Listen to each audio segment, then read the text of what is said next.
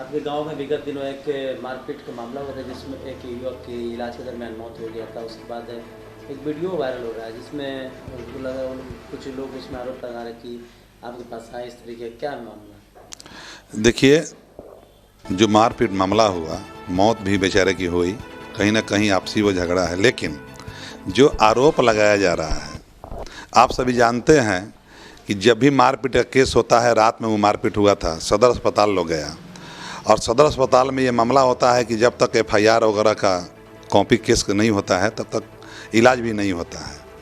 ये एक बनगढ़ंत कहानी है। अपने से एक प्रत्याशी के द्वारा उसमें आप आवाज़ भी सुनिएगा कि किसका आवाज़ है, उसको उसने उकसाकर उस परिजन को बताकर समझाकर ये किया कि इस तरह से बोलिए, सरपंच और मुखिया के बारे में बोलिए उल्टा सीधा।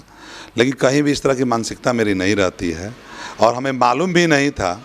वो तो अगले दिन उसके परिवार के लोग आए, बताए कि मुखिया जी ऐसे ऐसी घटना हो गई है। तो हमने कहा कि चलिए, इस तरह की बात हो गई है तो आप लोग अच्छे से हॉस्पिटल में दिखाइए। और हमसे भी कुछ सहायता राशि मांगने का लोग कोशिश किया। तो हमने कहा कि ठीक है, आपको हम कल या परसों एक इंसानियत के नाते मैं आपको हेल्प करूंगा। तो इस तरह से हमने कभी भी हेल्प किया है, आप सभी जानते हैं। तो पहले तो मारपीट, जो मृतक के भाई थे उसने बयान दिया था कि मारपीट हुआ है, उस समय तो किसी ने ये आरोप नहीं लगाया। उसके बाद इस तरीके का जो वीडियो दिखाई दे रहा है उसके बारे में देखिए, हमने आपका न्यूज़ भी देखा था, आपके एटीएन न्यूज़ पर आया था, हमने देखा था। और जो मृतक का जो सच था वो बताया था।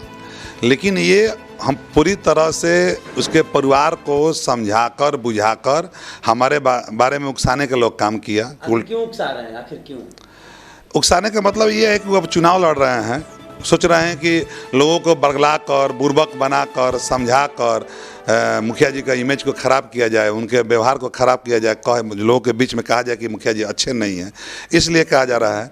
और इस तरह की हम उस व्यक्ति को वार्निंग भी देंगे कि इस तरह का मामला अगर होगा भविष्य में तो उस पर मानहानि का केस करने का भी हम उम्मीद रखते हैं। एक बात बताइए, उसमें ये साफ का कोई महिला बोल रही है कि मुखिया सरपंच पुलिस थाना एफआईआर नहीं होने दे रहे हैं, क्या ये सच में ऐसा मामला है? देखिए, मुखिया और सरपंच जो आरोप लगाया है पूरी तरह बेबुनियाद है।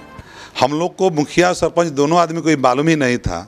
और मैं फिर रिपीट कर रहा हूं कि कहीं भी मारपीट का केस होता है, खास करके इस तरह का मेजर केस होता है, और हॉस्पिटल में जाने के बाद पहले एफआईआर होता है, तभी जाकर वो दवा होता है।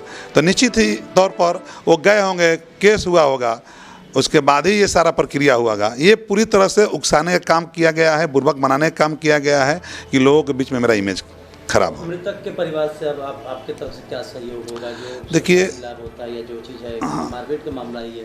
देखिए, मारपीट का मामला हो चाहे कुछ का मामला, हम चुनाव जीतने के बाद हम खुद जितने भी हमारे पंचायत में सर्विसमैन और पेंशनधारी को छोड़कर सारे लोग को जो मृत्यु होती है, चाहे किसी स्थिति में मृत्यु हो, मैं उनके एट ए टाइम उनके घर जाकर या उनके जहाँ सपरता है वहाँ जाकर मैं उनको अपने पर्सनल पॉकेट से, निजी फंड से उनको आर्थिक सहायता मैं देता हूँ। मैंने ये भी काम किया।